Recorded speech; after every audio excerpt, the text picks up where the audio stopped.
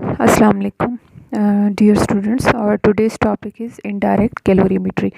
Before this topic, we have studied direct calorimetry, and you may remember that in case of direct calorimetry, or we use the direct calorimetry process for those reaction which are very simple, like for example neutralization reaction, where simple acid and bases mix, no side product is formed. So for such type of simple reactions we used direct calorimetry. Our today topic is indirect calorimetry, and under indirect calorimetry the enthalpy change is calculated using Hess's law. Okay, now as you know that there are many such type of reactions which do not proceed in a single step, they proceed in a number of steps. Okay, or there are some reactions which are very slow, or there are some reactions where some side reaction takes place. So for such type of reactions the enthalpy change is calculated using Hess's law. ठीक है, देखिए आप लोगों ने जो पहले direct calorimetry पढ़ा था ना, तो उसमें जो है ऐसे सिंपल जो रिएक्शंस होते हैं वो हम उसके लिए यूज़ करते हैं। हेसिस लॉ में जो हम एंथैल्पी चेंज कैलकुलेट करते हैं तो वो उस तरह के रिएक्शंस जिनमें मतलब साइड रिएक्शंस हो रहे होते हैं, या वो रिएक्शन एक से ज़्यादा स्टेप्स में होते हैं, ठीक है, या स्लो टाइप ऑफ रिएक्शंस जो हैं, तो उनकी एंथैल्पी चेंज हम हेसिस लॉ से कैलकुलेट करते हैं। Now what is Hess's law? Amount of heat evolved और absorbed in the single reaction, in the simple chemical reaction, is same whether the reaction takes place in a single or several steps. ठीक है, देखिए, in order to understand this statement, let's suppose we have a reaction where A is directly converted into D. ठीक है, ये आपके पास direct reaction है, direct reaction है। ठीक है, अब इसकी इंथैल्पी चेंज कुछ भी है, लेट्स सपोज इसकी इंथैल्पी चेंज जो है वो 50 किलो जूल्स पर मोल है, राइट। अच्छा, अब देखिए यही रिएक्शन जो है ये स्टेप्स में भी हो सकता है। स्टेप्स में ये रिएक्शन कैसे होगा? ए से पहले बी बने, ठीक है, फिर बी से सी बन जाए, और फिर सी से डी बन जाए। ठीक है, तो ये इसके वो 3 स्टेप्स हैं, 1 2 3, और इनकी सम स्पेसिफिक इंथैल्पी चेंज है। लेट्स सपोज इसकी 10 किलो जूल्स पर मोल है, लेट्स सपोज इसकी enthalpy change 25 kilo joules per mole है, और लेट्स सपोज इसकी enthalpy change 15 kilo joules per mole है। ठीक है, अच्छा, अब देखें जब हम इन 3 स्टेप्स को ऐड करते हैं, हम इन तीनों स्टेप्स को ऐड करते हैं, ठीक है, तो एडिंग में देखें बी बी के साथ कैंसिल हो जाता है, सी सी के साथ कैंसिल हो जाता है, ए फॉर्म डी। तो जब हम इन रिएक्शंस को ऐड कर रहे हैं तो हम इनकी इंथैल्पी चेंजेस को भी ऐड करेंगे, तो 10 + 25 + 15 कितना हो जाता है? 50 किलो जूल्स पर मोल। अब देखें, अब इस पर यह हेसिस लॉ अप्लाई करें, क्या कहता है? अमाउंट ऑफ हीट इवॉल्व्ड और absorbed in the chemical reaction, ठीक है, is same whether the reaction takes place in a single step और सेवरल स्टेप। ये आपके पास एक रिएक्शन है ना, डायरेक्ट स्टेप में हुआ, तो इसमें हीट चेंज कितनी है? 50। अगर यही रिएक्शन स्टेप्स में हो जाए तो स्टेप्स में होने से इसकी हीट चेंज के ऊपर कोई इफेक्ट नहीं होगा, इसकी हीट चेंज वही 50 रहेगी। ठीक है, तो हम वो जो जितने स्टेप्स होते हैं उन स्टेप्स को हम ऐड करते हैं, तो देखिए हमारे पास नेट रिएक्शन वही वाला आता है, तो फिर इसकी इंथैल्पी चेंज जो है वो बिल्कुल एग्जैक्ट वही 50 किलो जूल्स पर मोल होगी। ठीक है, तो ये इंथैल्पी चेंज कैलकुलेशन है यूजिंग हेसिस लॉ। अच्छा, इसी तरह हम एक और एग्जांपल लेते हैं। फॉर एग्जांपल ये आपके पास एग्जांपल, ये तो हमने जनरल एग्जांपल की ना, ठीक है, एक और आपके पास एग्जांपल है, एग्जांपल नंबर 2, जिसमें हम सोडियम कार्बोनेट की फॉर्मेशन पढ़ते हैं। ठीक है, तो सोडियम कार्बोनेट डायरेक्टली कैसे बनता है? डायरेक्टली ये बनता है sodium hydroxide plus carbon dioxide, ठीक है, इससे बनता है सोडियम कार्बोनेट प्लस वाटर। अब इसकी जो इंथैल्पी चेंज है वो है -89.08, राइट, किलो जूल्स पर मोल। अच्छा, इसको बैलेंस करने के लिए हम इसके साथ यहाँ पे 2 लगा लेते हैं। अच्छा, अब यही रिएक्शन जो है वो स्टेप्स में कैसे होता है? स्टेप्स में देखें ये रिएक्शन इस तरह से होता है। First of all sodium hydroxide one sodium hydroxide carbon dioxide के साथ रिएक्ट करके सोडियम बाइकार्बोनेट बनाता है and the enthalpy change for this reaction is -48.06। ठीक है, ये फर्स्ट स्टेप है। इन सेकंड स्टेप ये जो सोडियम बाइकार्बोनेट बना है, सोडियम बाइकार्बोनेट ये दूसरे वाले सोडियम हाइड्रोक्साइड के साथ रिएक्ट करके, देखिए 2 मॉलिक्यूल्स है ना ऊपर डायरेक्ट रिएक्शन में, तो यहाँ पे एक स्टेप में रिएक्ट करता है और दूसरा जो सोडियम हाइड्रोक्साइड है वो दूसरे स्टेप में रिएक्ट करता है। इससे प्रोडक्ट बनता है सोडियम कार्बोनेट प्लस वाटर। अब इस वाले रिएक्शन की जो इंथैल्पी चेंज है वो है -41.02। ठीक है, now in order to prove that whether these 2 steps represent the above reaction और नॉट, ठीक है, तो उसके लिए तरीका क्या है, यानी हमने ये देखना है कि ये 2 रिएक्शन उसी को रिप्रेजेंट कर रहे हैं या नहीं। तो उसका तरीका ये है कि हम इन 2 स्टेप्स को ऐड करेंगे। अगर एडिंग से वही ऊपर वाला रिएक्शन आता है तो हम उनकी इंथैल्पीज़ को ऐड करेंगे तो वो भी फिर ऊपर ही के इक्वल आएगा। ठीक है, चलिए हम इसको प्रूव करते हैं। देखिए सोडियम बाइकार्बोनेट के साथ कैंसिल हो गया और बाकी जो है वो तो कैंसिल नहीं हो रहा। ये सोडियम हाइड्रोक्साइड के साथ ऐड होकर 2 sodium hydroxide plus carbon dioxide, ठीक है, और इस तरफ सोडियम बाइकार्बोनेट प्लस वाटर। अब कंपेयर करें, देखें स्टेप्स को ऐड करने से ये जो नेट रिएक्शन आ रहा है ये बिल्कुल वही वाला रिएक्शन है। तो हम इनकी इंथैल्पीज़ को भी ऐड करके चेक करते हैं। तो इंथैल्पीज़ को जब आप ऐड करेंगे तो -48.06, ठीक है, और प्लस -41.02, तो ये प्लस माइनस माइनस हो जाएगा, फिर माइनस माइनस प्लस हो जाएगा, तो आपके पास इंथैल्पी चेंज जो है वो -89.08 एग्जैक्टली वही आएगा जो फर्स्ट उसमें हो रहा है। ठीक है, तो ये हेसिस लॉ है। तो हेसिस लॉ क्या कहता है कि हीट चेंज जो है वो सेम रहेगी whether the reaction takes place directly in a single step और it takes place in many steps, the heat change will be same. ठीक है, अच्छा इसी तरह हम एक और एग्जांपल है इसमें,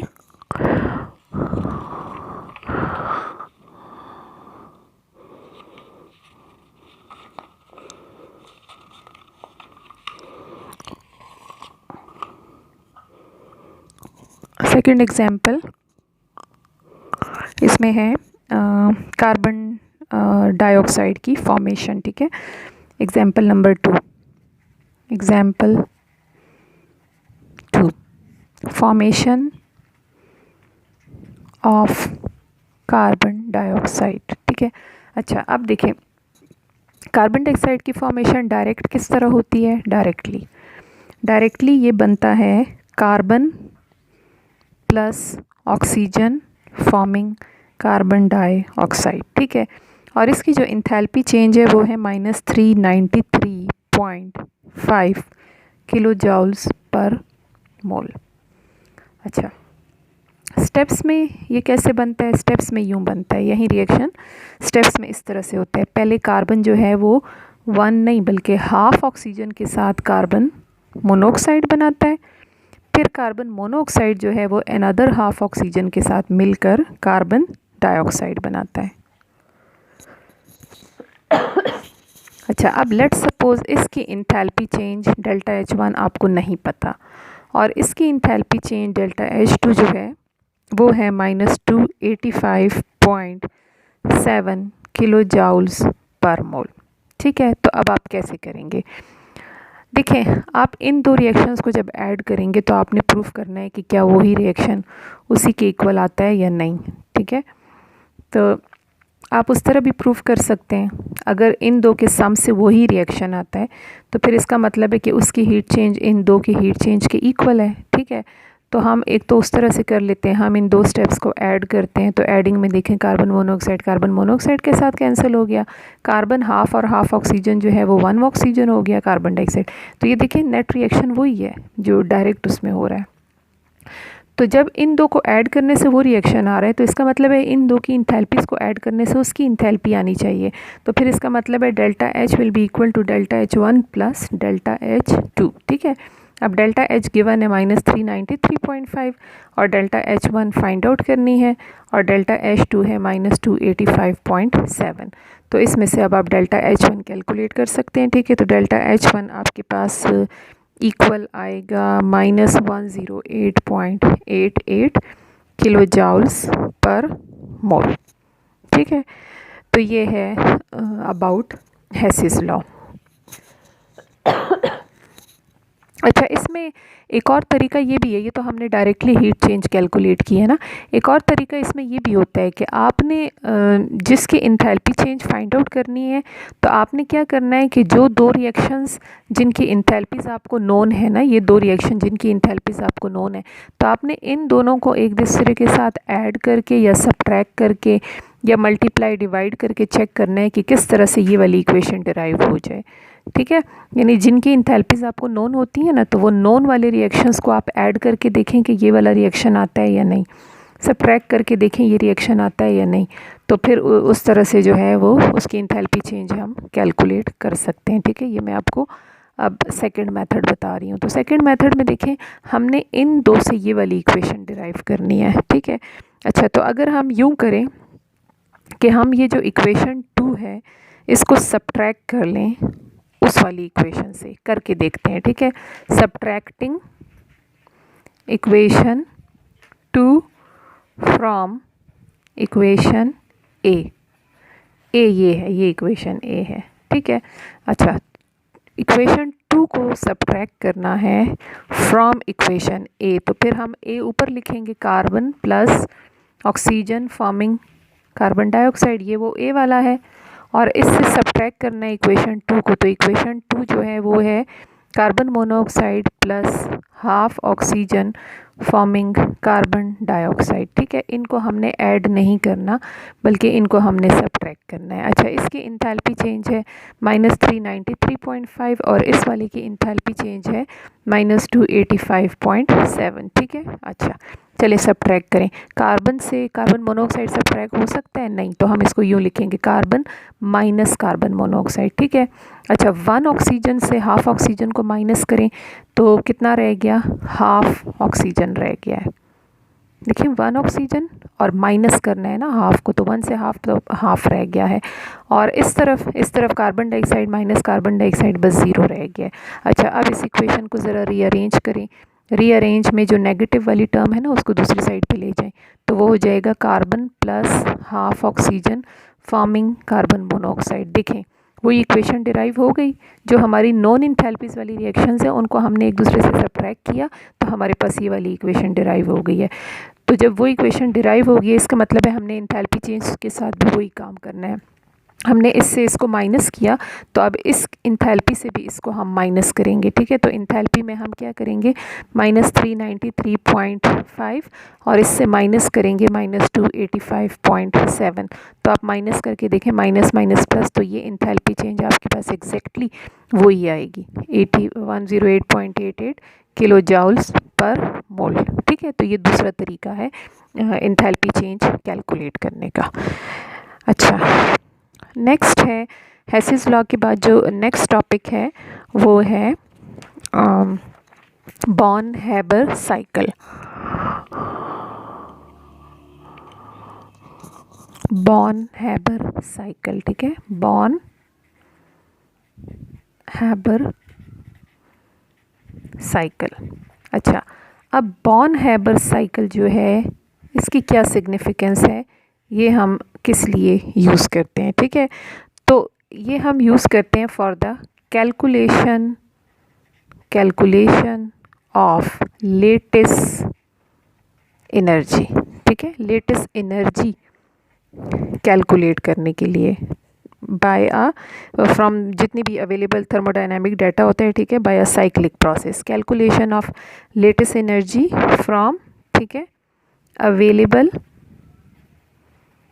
थर्मोडायनामिक डाटा, ठीक है, बाय अ साइक्लिक प्रोसेस। ये मैं भी आपको साइक्लिक प्रोसेस बताती हूँ कि थर्मोडायनामिक डाटा का क्या मतलब है और साइक्लिक प्रोसेस का क्या मतलब है। ठीक है, तो it is also based upon Hess's law, वही हेसिस लॉ ही है, लेकिन थोड़ा सा इसमें वो साइक्लिक प्रोसेस वाली बात आ जाती है। ठीक है, अच्छा, अब देखें बॉर्न हैबर साइकिल में हम एग्जाम्पल लेते हैं सोडियम क्लोराइड की। ठीक है, एग्जाम्पल हम इस केस में ले रहे हैं फॉर्मेशन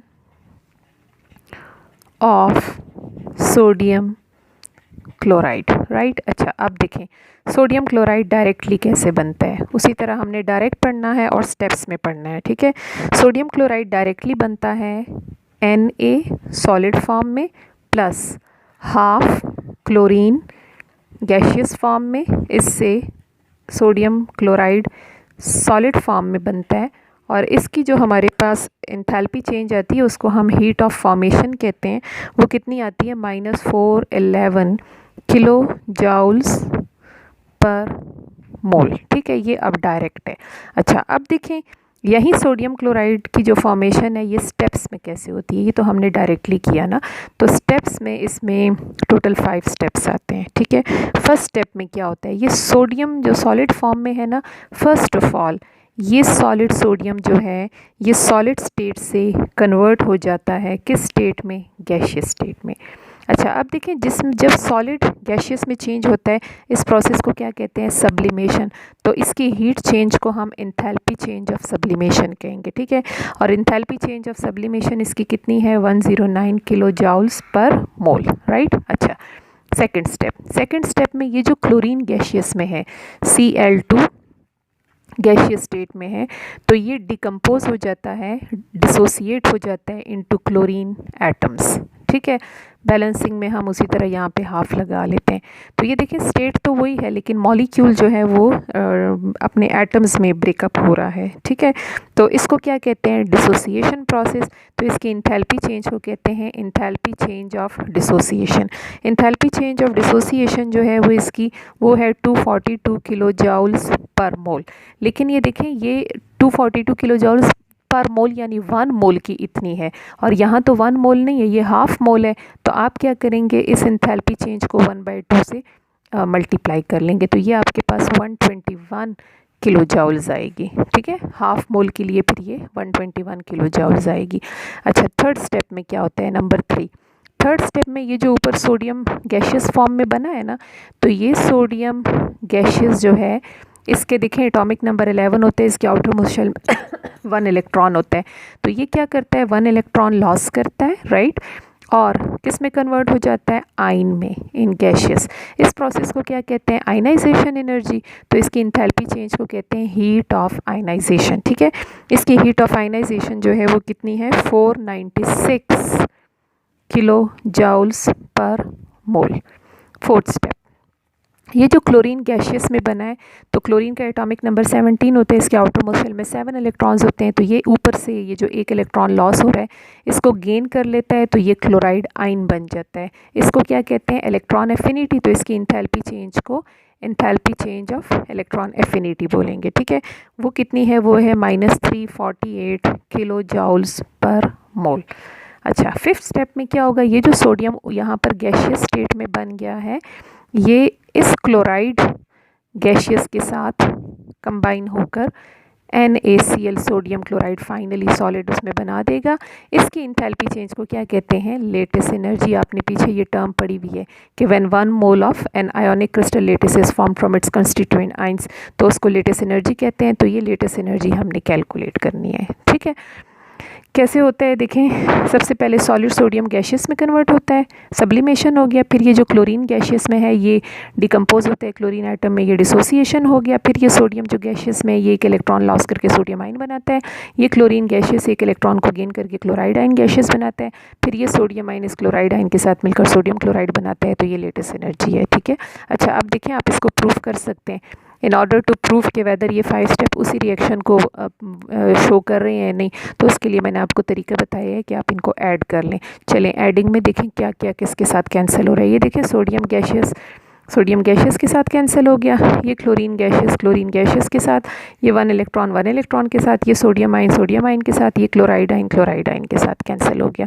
तो देखें क्या रह गया है, ये रह गया है sodium in solid plus half chlorine in gaseous, और इस तरफ देखें सिर्फ ये रह गया है NaCl sodium chloride in solid.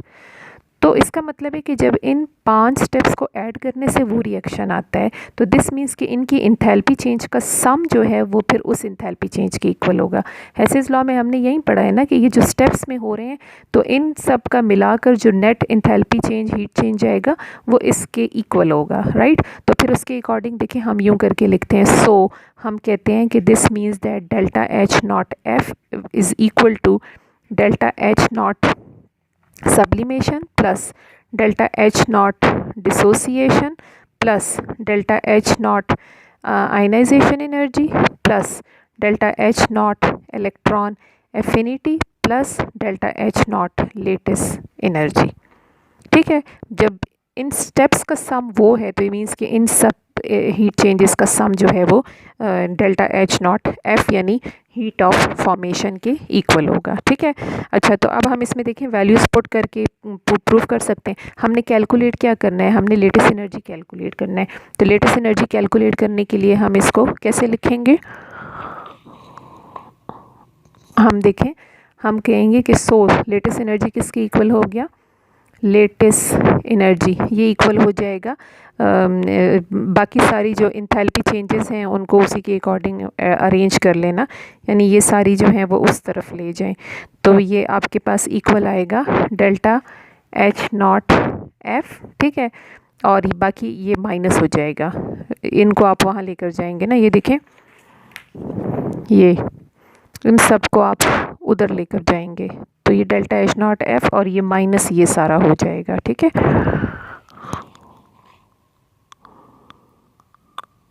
अच्छा तो डेल्टा एच नॉट एफ, ठीक है, और माइनस ये सारा है,